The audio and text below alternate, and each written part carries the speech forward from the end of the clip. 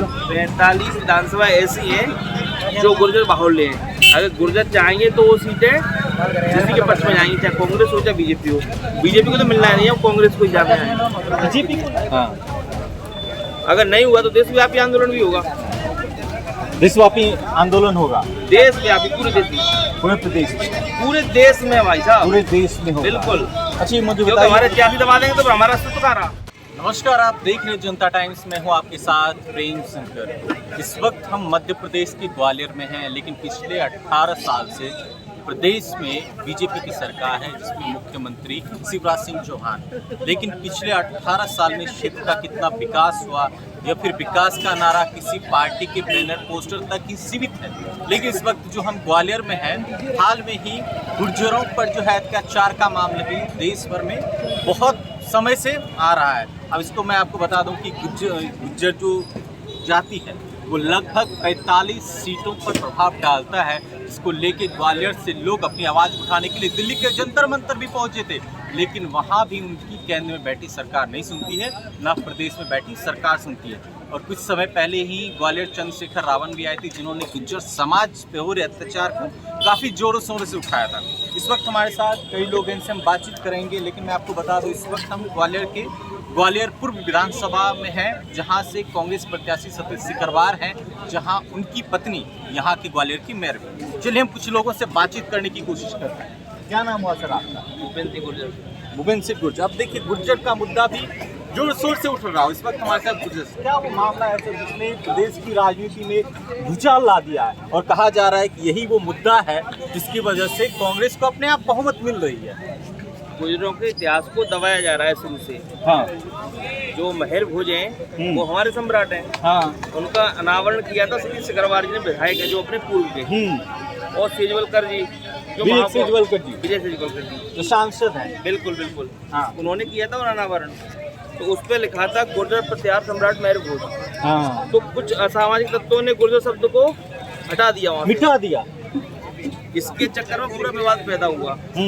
फिर इसके बाद में एक जो ये केस है ना, जो कोर्ट में विचाराधीन है अभी। कौन? अच्छा, ये कोर्ट में विचाराधीन है, इसका भी फैसला नहीं आया। इसके बाद में बोरेश्वर मंदिर है भिंड में, वहाँ पे जो पुरातत्व विभाग है उसने एक वहाँ पे बोर्ड लगाया, उस पर लिखा था इस मंदिर का निर्माण गुर्जर प्रत्याहार राजवंशों ने कराया। तो उसके बाद में जो करणी सेनायकों ने, उन्होंने हाथ से मिटा रहा उसको और वीडियो बनाया मिटाते ही। हाँ, उस पर लगा बधावर। तो इसके लिए वहाँ पर भी हमारा आंदोलन हुआ था। वहाँ पे एसडीएम साहब ने द्वारा गुर्जर भी लिखवाया, फिर रात में मंत्री साहब ने ओपी भदौरिया ने हटवा दिया। गुर्जर जो लिखा हुआ तो फिर से हटा दिया, बोर्ड ही हटवा दिया वो। अच्छा, पूरा बोर्ड ही हटा दिया। हाँ, इसके चक्कर में सारा विवाद हुआ है। तो आके अपनी मांगे रख रहे थे, शांतिपूर्वक वहाँ पे हुआ फूलबाग पे। हाँ, फूलबाग चौराहा, हमारी महापंचायत थी। हाँ, बड़े आराम से हुआ, शांति कोई दिखेगी। कलेक्टर साहब को बुलाया गया कि आप यहाँ के हमारा आप ले लो, ज्ञापन ले लो। हाँ, लेकिन वो नहीं आए। इसके बाद मजबूर होकर लोगों को कलेक्टर जाना पड़ा। वहाँ जाते ही लड़कों में लट्टियां मारी पुलिस ने। इसके साथ कारण सारा विवाद हुआ। इसमें तोड़ फोड़ भी की गई थी। तोड़ फोड़ के लिए नकाबपोश लड़के थे कुछ अलग से, अन्य समाज के, उन्होंने की है।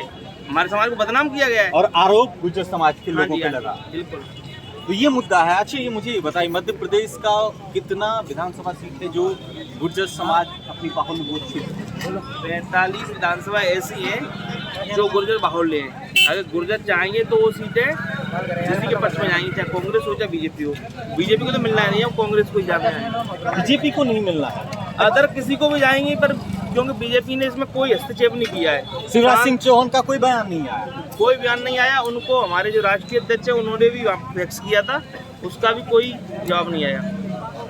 तो मामला और लोग हमारे जो पकड़ लिए, उन पर रासु का उनके सीधे केस लगा रखे हैं यहाँ पे, मतलब उल्टा केस लगा दिया है। बिल्कुल। तो ये जो मुझे बताइए, जो गुर्जर समाज पर अत्याचार हुआ, आप लोग तो दिल्ली के जंतर मंतर भी गए थे। जंतर मंतर भी गए, अजमेर में हुआ। देश के अंदर जहाँ भी गुर्जर हैं सबने अपने जो डीएम वगैरह हैं उनको ज्ञापन दिए सबने। ग्वालियर के जो गुर्जर पर अत्याचार हुआ इसके लिए। हाँ, अगर नहीं हुआ तो देशव्यापी आंदोलन भी होगा। देशव्यापी आंदोलन होगा, देशव्यापी, पूरे देश में, पूरे प्रदेश में, पूरे देश में भाई साहब, पूरे देश में होगा। बिल्कुल। अच्छा, ये मुझे क्योंकि बताइए, हमारे सियासी दबा देंगे तो फिर हमारा अस्तित्व कहाँ रहा। चलिए मैं और भी जनता से सवाल लेता हूँ। बिल्कुल। लेकिन क्या है कि पिछले जो 18 साल में कितना क्षेत्र का विकास हुआ या फिर जो परिवर्तन की लहर है वो कहाँ तक होगी मैं आपको बताऊंगा, लेकिन इससे पहले हम बातचीत करते हैं। क्या नाम हुआ आपका? जी, हमारा नाम रविंद्र शर्मा जी है। हाँ शर्मा जी, क्या लगता है जो प्रदेश में 18 साल से बीजेपी सरकार है, कुछ काम किया इस क्षेत्र के? नहीं, ऐसा नहीं है, बीजेपी ने भी काफ़ी काम किया हुआ है लेकिन जो एक ज़मीनी स्तर पर है वो कार्य नहीं किया है। जमीनी स्तर पे जो कार्य है वो नहीं किया गया है। जो अपना देश का सम्मान है वो मोदी जी ने बढ़ाया है, लेकिन जो वास्तव में एक गरीब को या मध्यम वर्ग को जो लाभ मिलना चाहिए वो नहीं है। मध्यम वर्ग के जो लाभ है वो नहीं। जो लाडली बहना योजना है वो केवल एक जो निम्न स्तर के लोगों हैं उनको ही मिला हुआ है। देखो, मध्यम वर्ग भी आज के ज़माने में बहुत परेशान है। अच्छा, कमलनाथ यहाँ की पूर्व मुख्यमंत्री रह चुके हैं, उन्होंने कहा उन्होंने शिवराज सिंह चौहान पे कई भ्रष्टाचार का आरोप लगाया। अब सोचिए, पहला उन्होंने पोषण योजना पे लगाया, पोषाहार योजना पे। दूसरा उन्होंने कहा जो गरीब लोगों को जो राशन मिल रहा था उसमें भी भ्रष्टाचार किया गया। इसके अलावा कैग की रिपोर्ट आई जिसमें कहा गया कि आयुष्मान भारत जो योजना थी उसमें भी भ्रष्टाचार का आरोप लगा। ऐसे तमाम कई भ्रष्टाचार का आरोप कमलनाथ सरकार ने लगाया। क्या लगता है आपको? ऑनलाइन जो स्कीम आई है इससे योजना तो काफ़ी ये लाभकारी हुई है, क्योंकि ये जनता के द्वारा सीधा पैसा जनता के खाते में जा रहा है, बीच में कहीं नहीं आ रहा। जो पहले पैसा कांग्रेस के ज़माने में पैसा पहले 100 रुपये चलता था, जनता के पास केवल 10 रुपये आता था। आज पूरा का पूरा पैसा जनता के अकाउंट में मतलब आप कह रहे हैं कि बीजेपी सरकार में भ्रष्टाचार नहीं है? नहीं, भ्रष्टाचार तो हम इसलिए नहीं कह सकते, लेकिन वास्तविकता तो जो व्यापक घोटाला क्या था? अब ऐसा है कि कोई भी नेता बेदाग तो रहता नहीं है। आप इनकी बातों से रहते हैं कि प्रदेश में जो है व्यापक घोटाला नहीं हुआ, ये राशन योजना घोटाला नहीं हुआ। देखो, विकास हुआ है, देखिए ना, अब लाजवाब चौपट कर दिया। चौपट कर दिया, भेदभाव हो गया ना, भेदभाव किया जा रहा है, आप कह रहे हैं। गुरजनों पे तो अत्याचार किया जा रहा है, और क्या चाहिए आपको? मतलब सरकार में लग रहा है परिवर्तन इस बार होनी चाहिए। कुछ भी हो ये मुझे नहीं पता। केंद्र में मोदी जी को सब सपोर्ट करते हैं हम लोग, लेकिन इस समय सरकार की जो स्थिति है उन्होंने भी कुछ नहीं किया। जंतर मंतर के क्या कुछ शासन दिया? कुछ नहीं दिया। उसके बाद सब गोलमोल। अच्छा, चंद्रशेखर रावण आए थे, उन्होंने क्या कहा? उन्होंने सपोर्ट किया। गलत क्यों कर रहे हो किसी के साथ? कि कोई अपने समाज को जागरूक कर रहा है तो आपको क्या आपत्ति है?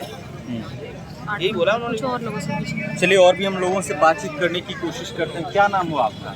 सुल्तान से। कहाँ से आया?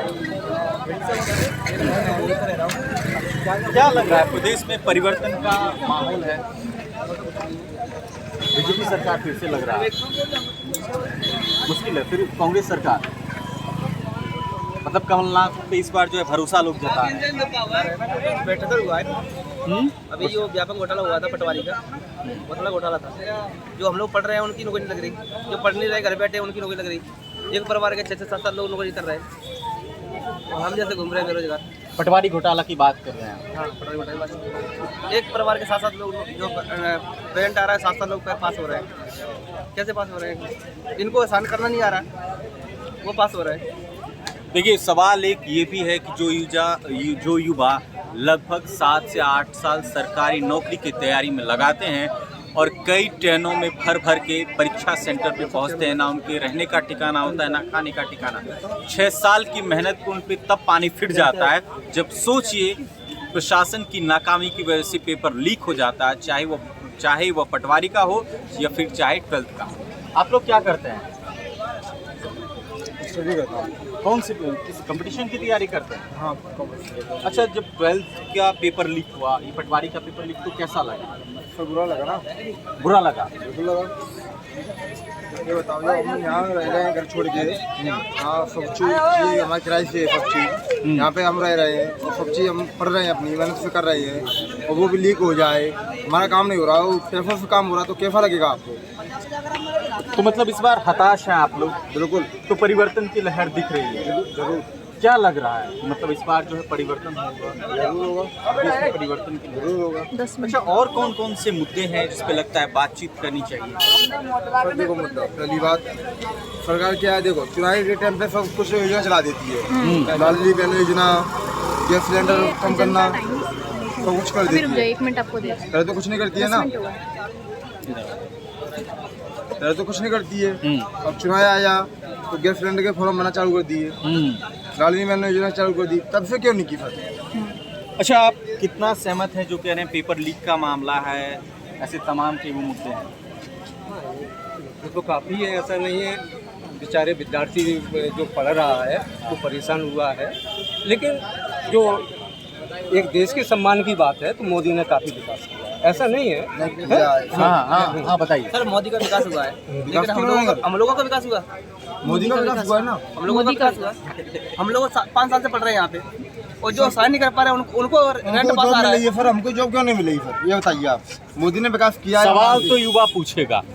सर हम मानते हैं मोदी ने विकास किया है, हम मना नहीं कर रहे, मोदी ने विकास नहीं किया है, पर हम लोगों को जॉब क्यों नहीं मिलेगी? जो घर पे भैंसे चला रहे हैं उनको जॉब क्यों मिलेगी? क्योंकि फिर उनके पास साइन करने आ रहा है, उनके पास 15 लाख पैसे है, 15 लाख रुपए है उनके पास पढ़ाई के लिए, हमारे पास नहीं है ना। फिर तो आप कहना चाह रहे हैं कि रुपए पे जो है एकदम, हाँ जॉब मिलेगी ना, रुपए पे जॉब मिलेगी फिर, पैसे पे जॉब मिल रही है। और क्या फिर घोटाला किस वजह से हो रहा है? किसी को पूछ लो, नहीं युवा है किसी को पूछ लो। किसी को भी पूछ लो फिर, मेरे छोड़ो मेरे अकेले की, या तो 50 युवा को पूछ लेना, फिर वो यही बोलेंगे जिसमें भी पैसा है उसकी जॉब है फिर आज की दुनिया में, भाजपा फकरा में यही है फिर। तो देखिए, सरकार पर यहाँ कई आरोप लगाया जा रहा है, कहीं कांग्रेस तो कहीं बीजेपी की लहर दिख रही है प्रदेश में, लेकिन आने वाले वक्त में ये जल्द ही फैसला हो जाएगा कि प्रदेश में कौन राजा बनेगा। तो अगर आप ये वीडियो डिजिटल प्लेटफॉर्म पे देख रहे हैं तो अपनी कमेंट बॉक्स में अपनी राय दें। शुक्रिया।